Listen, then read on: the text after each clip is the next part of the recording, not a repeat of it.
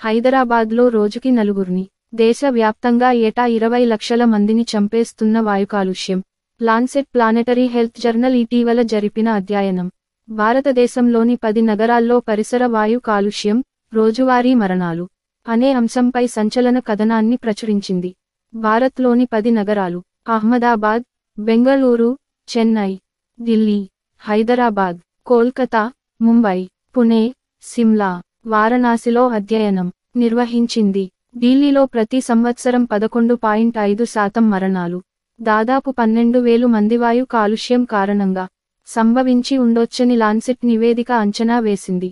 హైదరాబాద్ నగరంలో ప్రతి సంవత్సరం దాదాపు 1,597 మరణాలకు వాయు కాలుష్యమే కారణమని బాంబ్ పేల్చింది.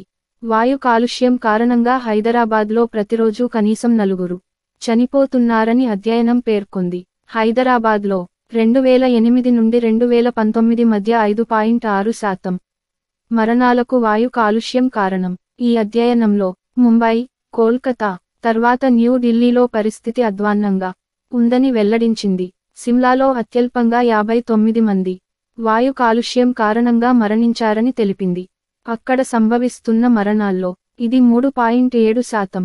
మొత్తం 10 నగరాల్లో నమోదైన మరణాల్లో 7.2% కాలుష్యం వల్లేనని పరిశోధన తెలిపింది.